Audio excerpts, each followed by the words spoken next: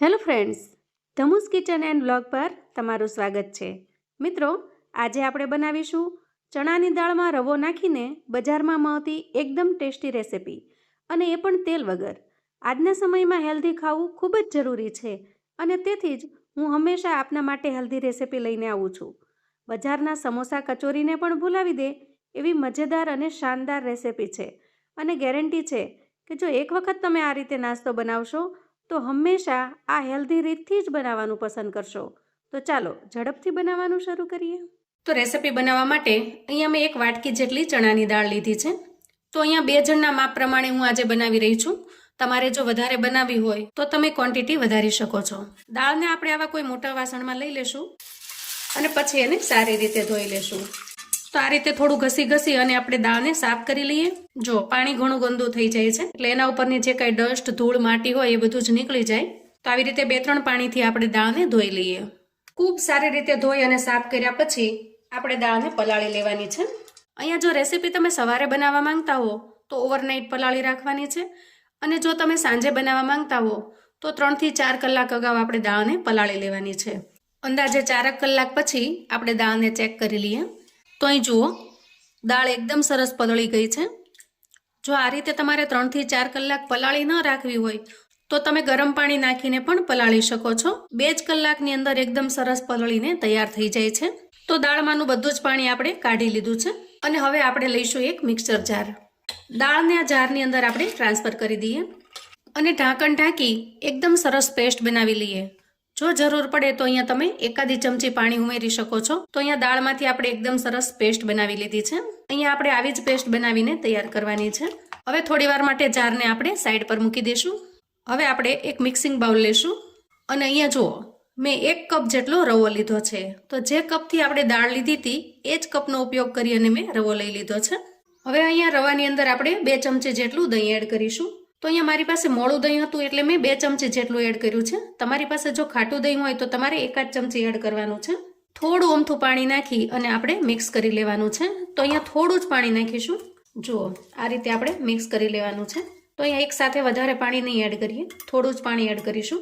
બસ આ રીતે આપણે રવાનું મિશ્રણ તૈયાર કરવાનું છે.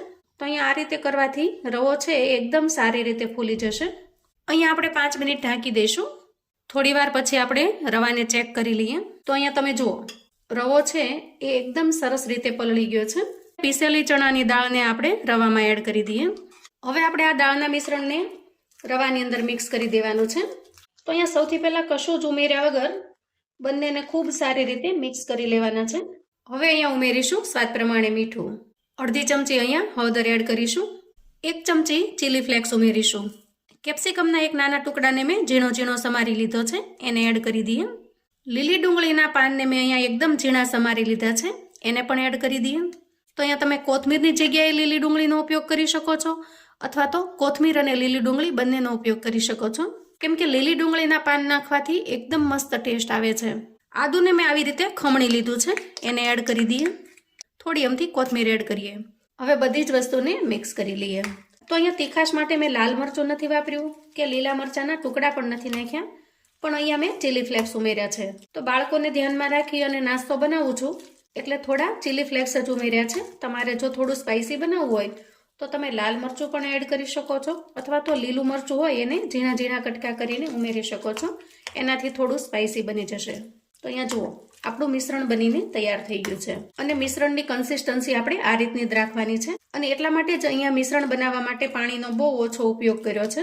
આ રીતે લચકા ટાઈપનું બેટર બનાવીને આપણે તૈયાર કરવાનું છે. હવે આ રીતે મિશ્રણને એકદમ સારી રીતે મિક્સ કરી લીધા પછી આપણે અહીંયા ઉમેરીશું અડધી ચમચી જેટલો ઇનો ફ્રૂટ સોલ્ટ. તો અહીંયા તમે મીઠો સોડા પણ ઉમેરી શકો છો, પણ ઇનો ફ્રૂટ સોલ્ટ નાખવાથી એકદમ સરસ રિઝલ્ટ આવે છે, એટલે મેં ઇનો ઉમેર્યો છે. હવે ઇનો ઉમેર્યા પછી આપણે એને મિશ્રણની અંદર સારી રીતે મિક્સ કરી લેશું. હવે આપણે ગેસ ઓન કરીશું અને ગેસ ઉપર અપે પેન મૂકીશું. તો આ રીતે એક ટીપું તેલ અંદર રહે એ રીતે આપણે ગ્રીસ કરી લઈએ. તો અહીંયા હું તમારી સાથે એકદમ ઓછા તેલની રેસીપી શેર કરું છું. હવે અહીંયા આ રીતે થોડા કાળા તલ હું ઉમેરી દઉં છું, જેથી કરીને નાસ્તાનો લુક એકદમ સરસ આવશે. હવે ચમચીની મદદથી આપણે અપે પેનની અંદર આવી રીતે નાસ્તો મૂકી દઈએ.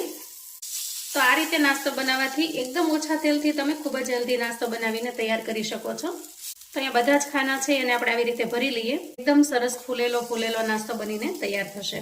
તો અહીંયા આપણે અપ્પેની અંદર નાસ્તો મૂકી દીધો છે અને અંદાજે 5 મિનિટ માટે ઢાંકી દઈએ, જેથી કરીને નાસ્તો ખૂબ સારી રીતે અંદર સુધી ચડી જશે. અંદાજે 5 મિનિટ પછી આપણે ખોલીને ચેક કરી લઈએ. તો અહીંયા જુઓ, નીચેની સાઈડ એકદમ સરસ ચડી ગયા છે.